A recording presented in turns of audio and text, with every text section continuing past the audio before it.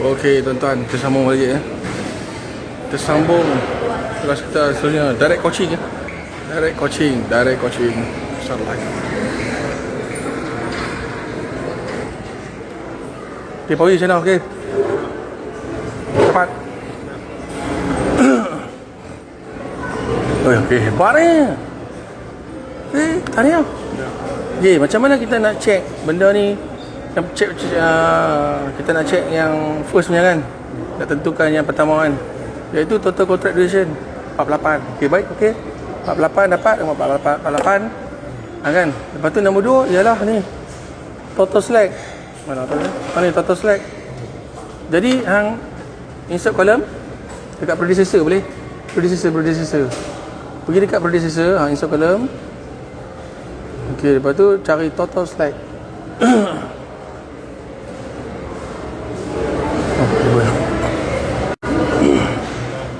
Check. Anda boleh check. Anda boleh check yang hang buat tu. Yang hang buat tadi tu kan. Yang buat dengan aku tu.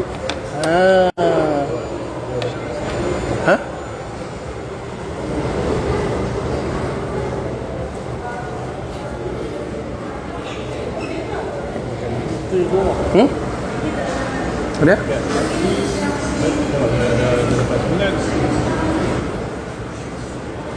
C9.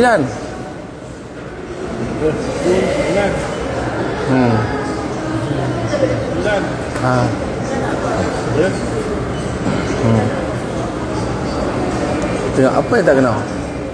Cuba tengok betul-betul laluan dia. Cuba double check sekali lagi. Tengok laluan ni bersama ni.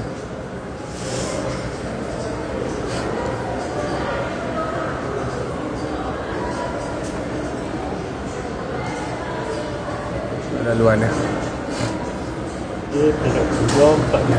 Dua betul dah kan. Lepas tu tengok E pula.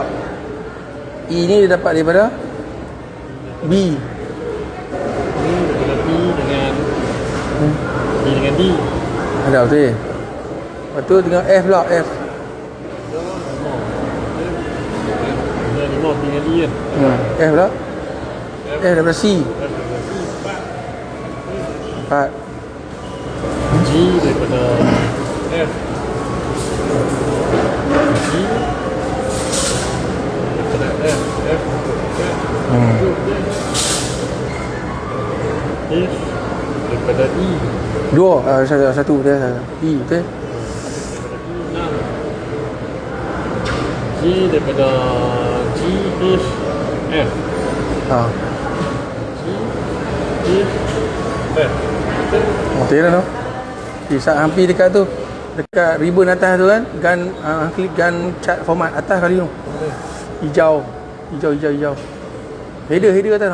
Cari gun chart format. Itu panggil ribbon. Klik gun chart format. Klik gun chart format. Bahkan klik critical task. Klik critical task. Panah. Ya. Critical task.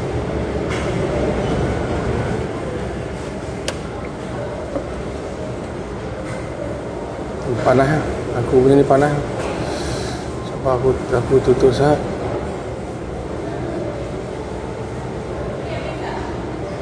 Jadi panas tau. Sat tau.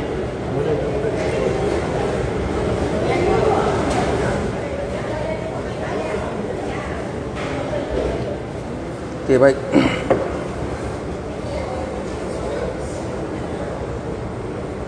Cerita dia kan, cerita Hanim tu. Dia pernah nak terima aku. Apa nak terima aku? Oh kan. Dia pandai pula duk nak marah aku pula. Aku marah dia balik kata kan.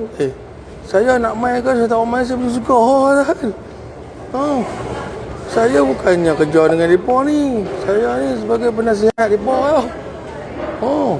Dia biasa ada buat, dia tak saya tengok. Lepas tu kata, aku kata tu, dia diam kan.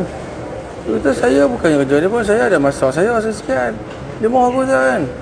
Kita nak panggil Yumai apa semua kan. Yalah, dia orang bayar saya datang lah.